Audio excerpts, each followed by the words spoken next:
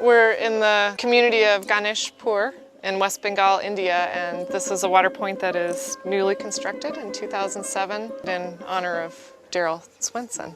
I'm here to officially cut the ribbon. We have some flowers to place as a blessing.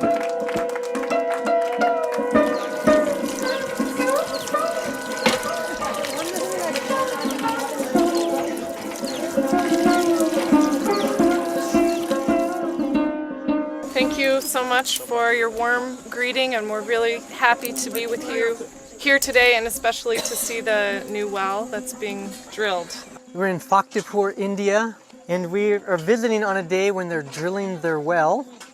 Here in India, they drill the wells by hand. The power comes from people turning this pipe. On the bottom of the pipe is this drill bit.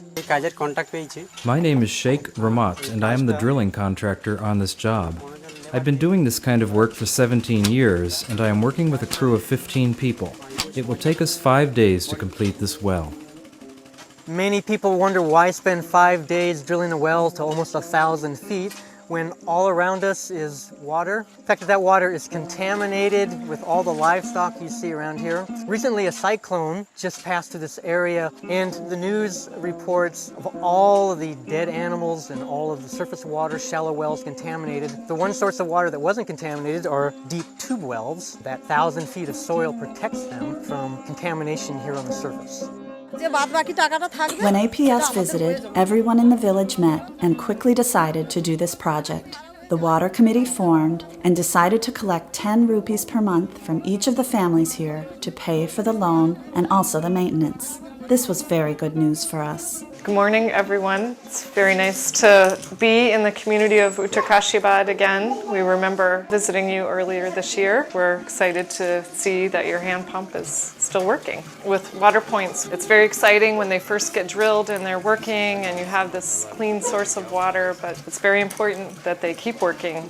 All water points are working on the day that they're done. Unfortunately, most water projects fail after a few years because people are not trained in how to operate and maintain them. One component of a sustainable water project is that funds are being collected on a routine basis so that when the pump does need a repair, the funds are available already. I was an engineer in the Peace Corps in Colombia in the early 60s. What really became apparent to me was the power of community action, the ability to organize people, and they can organize themselves with a little bit of outside help to do all sorts of things. That same thing is totally present in the water situation here in India. The core of all this is a water committee which empowers women. Women are the majority of the members on the water committee. They set the policy for the use of the water, for operating and maintaining the water system. We are happy to have this new water because before we had to go very far to fetch water. There is a pump at a school in a neighboring village, but it is usually not working. When we finally arrive at a pump, there is usually a long line because so many people are using it. We have a goal to keep our new well in running condition. We formed a committee and are collecting subscription, what the people can afford to give. If something goes wrong, then we have the money in the bank account to fix it. Every partner organization that we work with has told us that we are the only donors that are coming and looking at projects that were completed in the past. The only way that you're going to know if you worked effectively in a community is if you're going back and looking at the old stuff and seeing if it's still operating. One of the things that board members like to do is get out in the field and see exactly the kinds of projects that we and our donors are supporting. This project here at Gangadharpur has been a good example of the kinds of things that we have been able to see. I'm in the community of Ganeshpur and we're meeting with members of the water committee. This is Minoti and she's the secretary of the committee, and this is Anita and she's the president. They were showing us some of their records that they have, so this is a book of their meetings. They have a list of the names of the people on the committee that were present at those meetings. And then they also have another book where they've been recording the monthly subscription fee that the families are paying. Now this is a brand new water pump. We just inaugurated it today. So they have 1 month's worth of subscription payments that people have made. The water projects that we're doing here are unique in that people here are paying part of the capital cost of their water system. And these are poor people, they don't have a lot of cash, so they've been made loans that they pay back over time. The cost of drilling one of these wells is about $2,000. The community is responsible for paying back $800. And when that money is paid back, APS is able to help other villages drill new wells. That's one way that we're able to stretch our money and reach more people. And it's another way for these people to show that they're truly committed to this project. I am trained as a medical doctor. Initially, APS was providing health care to the people of the Sundarbans, but over 80% of the people who came to our clinic were sick with water-related diseases. The government-installed tube wells are often broken, and there are millions of people here without toilets. This causes so much sickness and disease. This is a latrine under construction.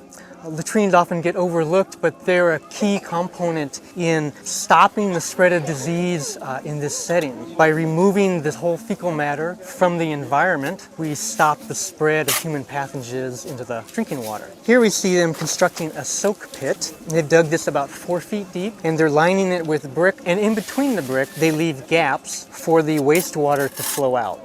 The superstructure will be over here with a water seal, much like we have in the United States, and water was then used to flush the waste into the soak pit. This offset pour flush latrine takes 2 to 3 days to construct. For a typical family of 6 people, this latrine will last over 10 years. Initially, we received training from APS about washing hands and other health-related things. Now we are also motivating our neighbors. They see what we're doing, and we talk about it. Now that the well is close by us, we are also using more water as compared to before. So now we have enough water to wash ourselves and our children. The provision of water and sanitation and hygiene education to a population means several things. It means that there's going to be less sickness and disease. It means that children, particularly young women, will have the opportunity to continue their schooling. Finally, the provision of these resources essentially frees up all sorts of time for economic activities. It puts the community on a pathway to getting out of poverty. Before this project, we weren't really aware of the waterborne diseases. We are really happy to have that knowledge now, and also clean water for our children. We have already seen the health of our children improve. The newspapers and television are just filled with all the destruction. It's just great to be able to go somewhere and have a constructive role in a positive environment that's building something rather than taking it apart.